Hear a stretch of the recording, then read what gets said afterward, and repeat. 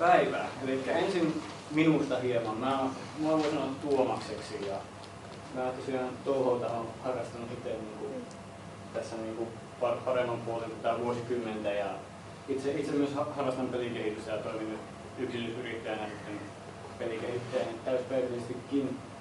Tällä touhou-pelisarjalla on ollut paljon vaikutusta siihen, että minkälaista se oma ilmaisukin sitten on. Kyllä mä myös striimailen sitten ihan pelejäkin Twitchissä asti. Tuosta touhou-pelisarjasta voisi näyttää semmoisen yhden videon, joka kertoo aika paljon varmaan siitä, että minkälaisia kokemuksia nämä keskimäärin.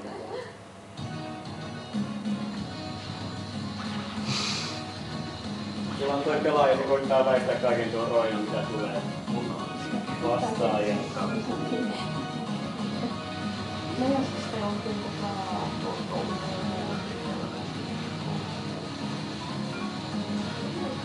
Red on red, nothing of red. What's that? No. Siinä oli pättinen kuorissa. Sitten me siirrytään itse varsinaiseen esitykseen. Meillä on tässä esityksessä kaksi olennaista kysymystä, mihin tullaan vastaamaan tässä aika tiivissä paketissa.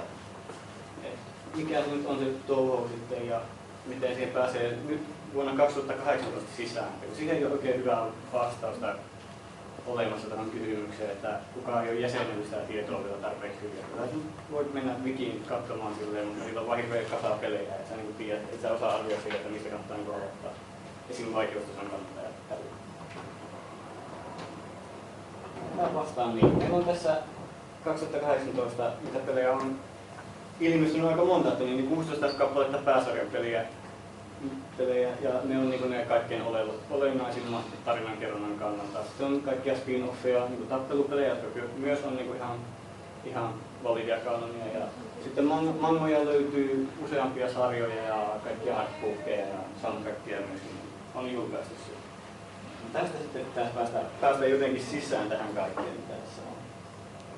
Ja tuosta romanisaatiosta vielä, että niin mä lausuisin tässä nyt touhou. Niin kuin lausutaan suomalaista. Oikeastihan se on niin Touhou Projecto, mutta en mä aio käyttää tuota. No, sitten päästään tähän gameplayhin itsessään. Tuolta se näyttää hyvin pitkälti. Ja se Touhou-pelisarjalla on arcade-juuret. Niin pelisarjan genre on nimeltään Danmaku, ja se tarkoittaa oikeastaan sellaista niin bullet hell shoot 'em upia, jossa on niin paljon luoteja näytöllä. Ja ne luoteja saattaa olla näytöllä niin paljon, että videokompressiokaan ei kestä sitä luotien määrää parhaimmillaan.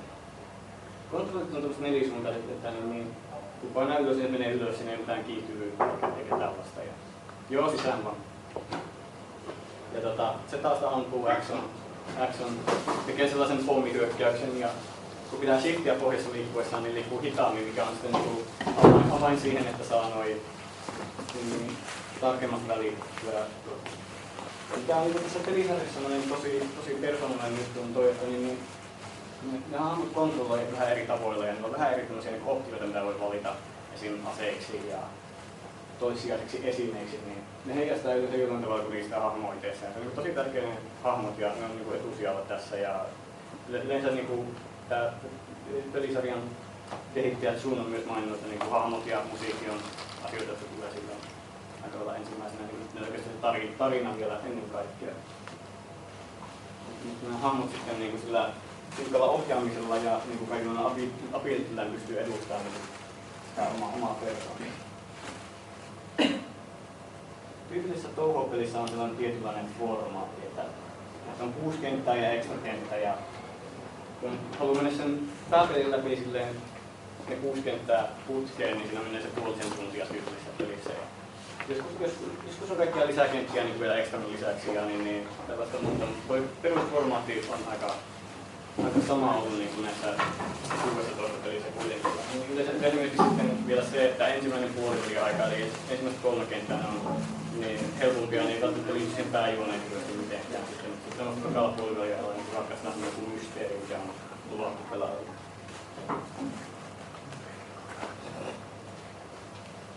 Vielä tuosta gameplaystä semmoinen, että se Belcard-systeemi, se on myös touhon sellainen ihan nimikko-ominaisuus, että että nuo hyökkäyksillä on selkeät nimet ja ne tapahtuu ajassa ja tilassa. Tuossa on nyt menossa, niin tuolla on toi bossi. Täällä on tää pelaaja, koittaa selvittää hengissä. Ja sillä hyökkäyksellä on tuollainen nimi, tätä nyt ei ole käännetty englanniksi mitenkään, mutta toi on tää Touhou 11 neloskentän Satori hyökkäys. Tässä on joku Terrifying jotakin nimeltään. Recollection-tyypin hyökkäys, joka tapauksessa. Katsotaan ne spellcardit niin olemassa olevaa rytmittää sitä taistelua, että siinä on selkeä alku ja loppu ja niistä saa niinku silleen akademisesti saa bonuksia sitten, jos niin onnistuu suorittamaan spellcardit ihan oikeaoppisesti.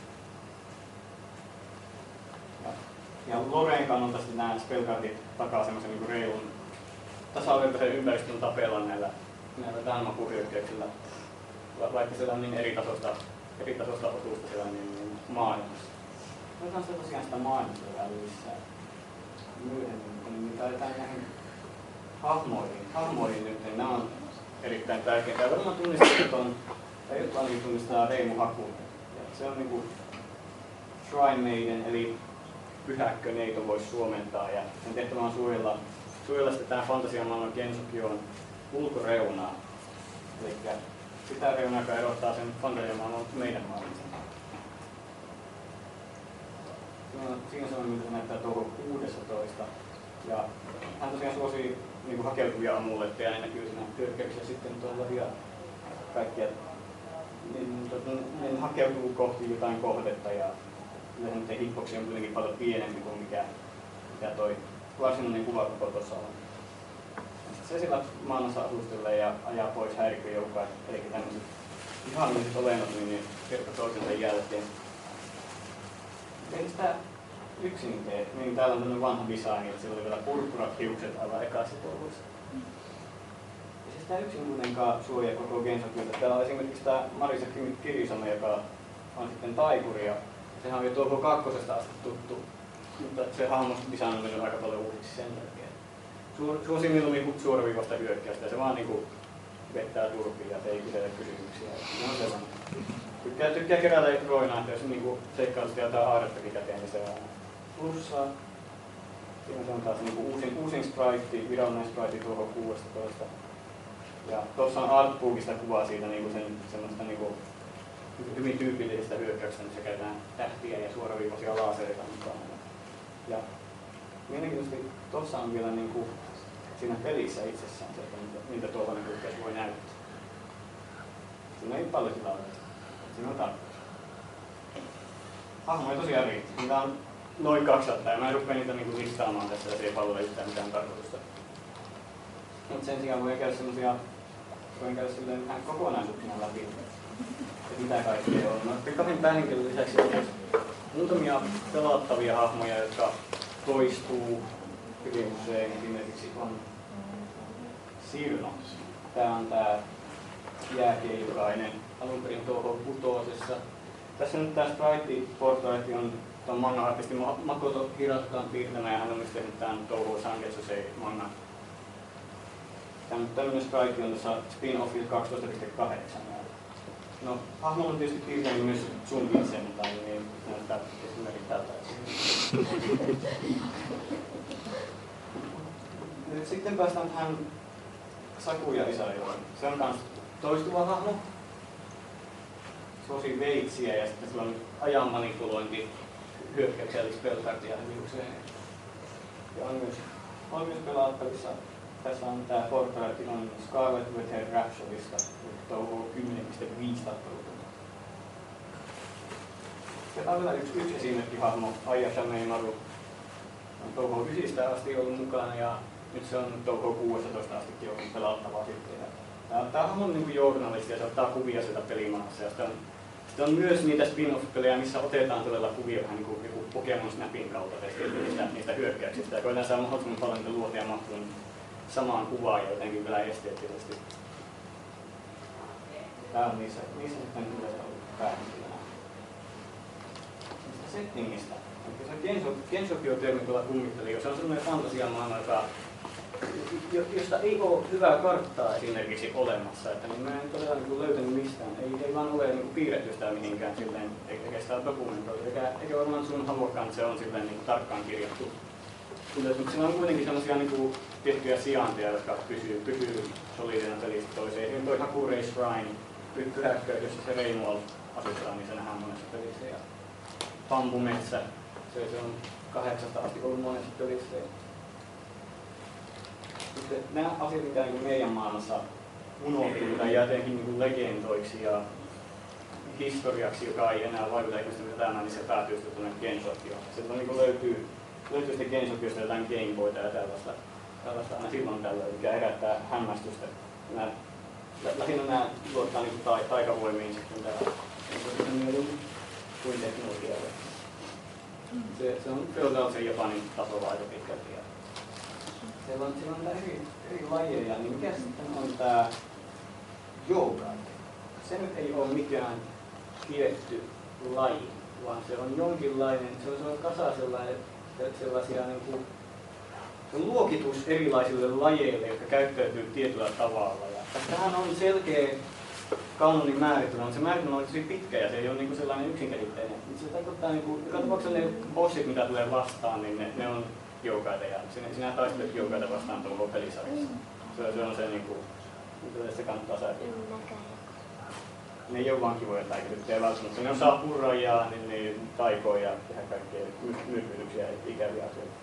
Mutta niin tosiaan itämaalaiset legendat ja tämmöiset niin vaikuttaa kyllä se itse kasvanut Japanissa koko ikänsä ja hänellä on niin vissiin tuntee aika paljon historiaa ja kaikkia tykkää esillään asioita peleissäkin asti ja tutkii sitten miten ne toimii tässä Danmaku-ympäristössä. Joukaitemmekin, silläkin on kaikkea tämmöistä niinku mytologiaa. Mä vähän mietin sitä. Mytologiaa ja siellä on niinku kaikkea tämmöisiä, että tarvitsee uhreja, he need pray. Tämmöinen synkkä asia on tuon touhupeliselän taustalla ja ne hyökkää sitten ihmisten kimppuun. Siellä se Reimu ja Mari se koittaa sitten pysyä hengissä. On myös kaikkea sitten niinku, tuolla on taas tämmöistä itämaista mytologiaa, että weapons with an origin, aseita, joilla on jokin alkuperä tai syntysana ehkä suomeksi. Sellaiset tehoaa ja tosi usein tulee myös vastaan sitten tässä sarjassa sellaista, että puhdistetaan vaikka esine jostain pahasta hengestä ja se on tämmöistä kiintolaisuutta.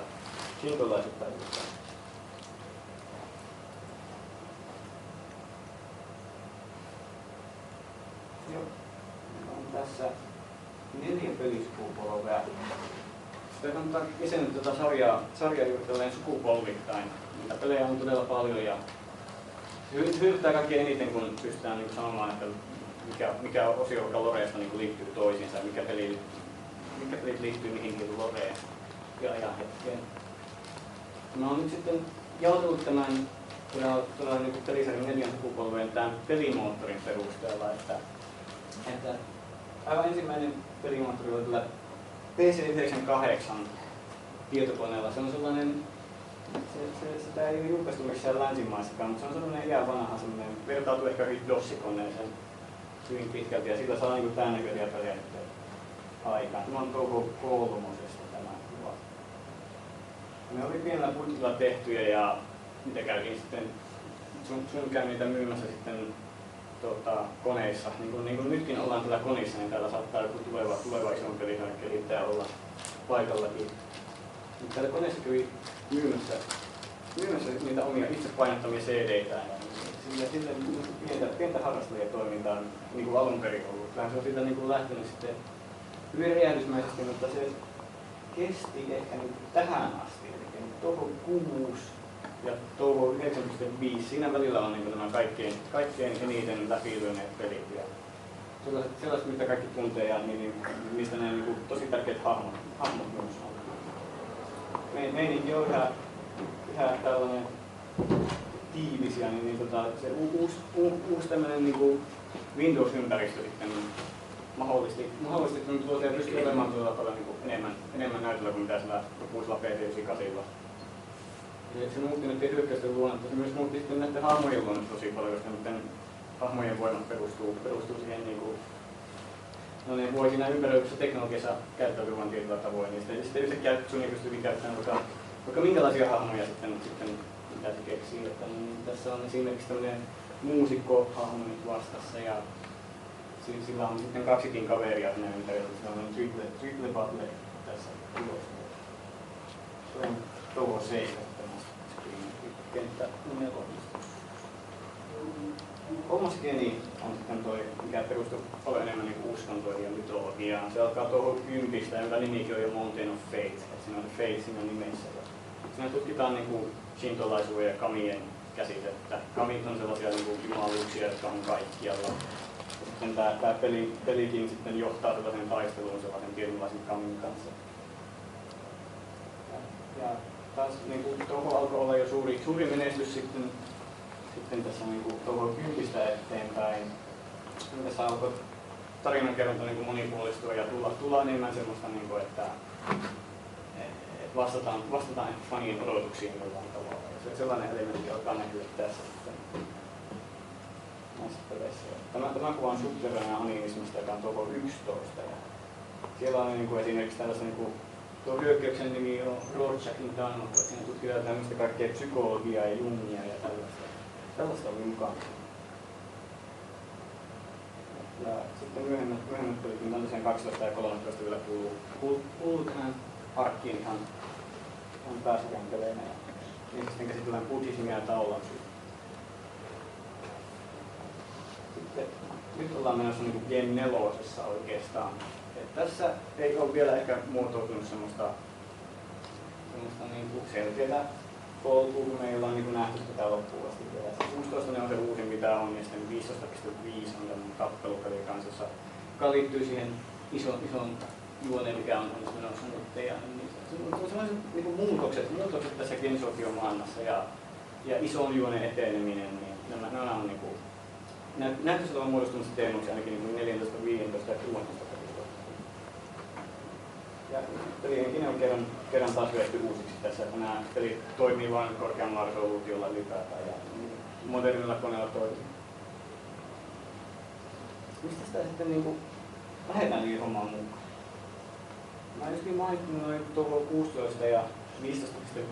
Minusta ne on niin kuin tällä hetkellä suositeltavia. Ihan niin kuin, ne on relevantteja pelejä joo, mutta myöskin se, että Toho 16 vaikeustaso ei ole niin jyrkkä kuin vaikka 15, joka on niin kuin historiallisesti vaikein Toho-peli koskaan. Ja sitä ei niin kuin anta suositella kenellekään. Ja 15.5 se on sellainen, niin kuin, se on tappelupeli, niin se on paljon näitä hahmoja mukana ja ne tulee tutuiksi sitten nämä hahmot kun pelastaa. Siinä näkee sitten myöskin näkee tosi paljon sitä persoonallisuutta, miten se kuvaa esiin sitten tappelupelin keinoin.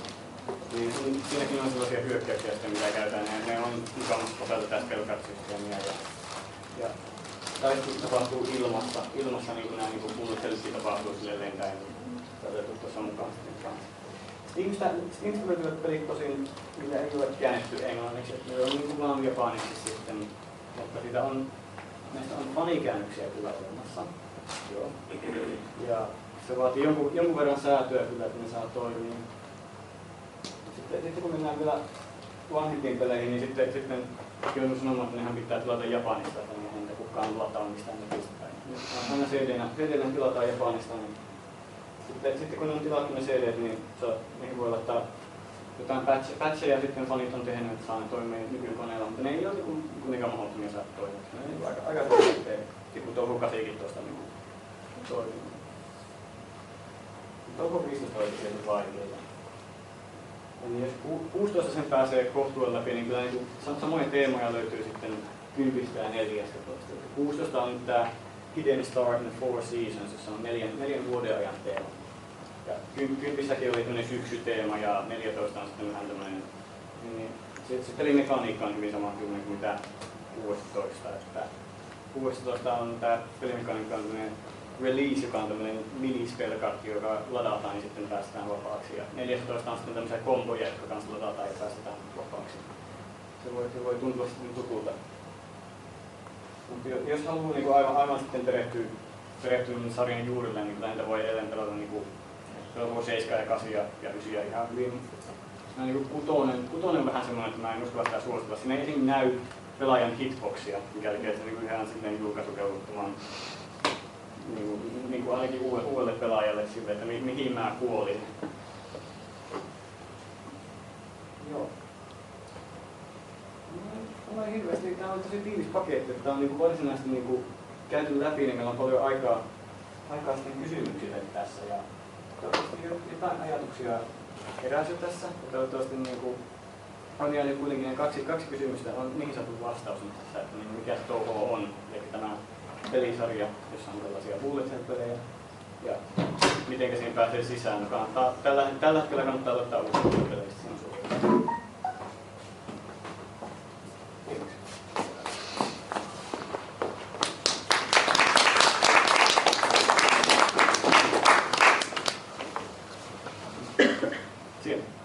Mikä sitä 15 tekee sitten vaikeamman? No siinähän on se homma, että niin siinä ei ole sellaista elämänsysteemiä ollenkaan, vaan sen sijaan sä luuppaat aina niin hyökkäyksen alkuun, joka kertaa pitää kuolla. Sä et vaan niin sä olet immortal siinä pelissä. Ja se sitten tarkoittaa sitä, että niin vaikeutta on skaalattu sen mukaiseksi, että kun ei voi kuolla, niin ne hyökkäykset on kanssa niin sellaisia, että sulla menee. Esimerkiksi mulla meni Final Bossissa hard modella 200 yritystä yhteen hyökkäykseen. Et siinä on niin tämmöisiä mitä ei voi oikein suositella kenellekään. Ja niin pelin manuaalissa itsessään lukee, että on saanut vaikutteita aivan apitekaista. Tälleen voi vähän päätellä, että se on haastavampi. Ja myöskin 15 toi juoni on paljon vielä kunnianhimoisempi ja tälleen tavallaan oikeuttaa sitä. Myöskin se, että se on niin 20-vuotisjuhlapeli, että se julkaistiin 2015 ja touho 1 varsinaisesti tehtiin 95, mutta julkaistiin vasta 96. Ja kuitenkin Sony on käsitellyt vuotta 15 20-vuotisjuhlavuotena ja siellä nyt on 15 niin sellaisena ekstra pommituksena. Mitä kysymyksiä sieltä? Miten vaikeasta se saa suositella? Lunatic. Mä itse pelaan Lunaticilla aina, mutta niin, normal mode on semmoinen, mitä kannattaa pelata, jos niin, aloittaa pelaamista. Easy-modessa on vähän se ongelma, kun vaikka sä pääset sen pelin läpi, niin siinä tulee vaan joku sellainen ending, joka sanoo, että et sä nyt oikeasti pääset sitä. Se on vähän silleen, niin kuin ei oikein sille mitään jälkeen pelata. Myöskin ne hyökkäykset, niin on niin se on sama kuin normaalilla, mutta siinä on vain vähemmän vuotia. Se ei, se ei tuo mitään, mitä sä näkis muuten. Haluatko esitellä jotain lempihahmoja? Mä aina haluan, että haluatteko te kuulla? Tulee ihmisille tutummaksi. Yksi mun suosikeista on tietysti toi, kun äänestä tuolta aiemmasta. Vähän toi Aija Sanaina on aika tärkeä hahmo itselleen. Ja sitten meni tietysti syväänpäin ja lähti jonnekin tuohon wikiin se pelettiin. Meillä jäi niinkin paljon aikaa.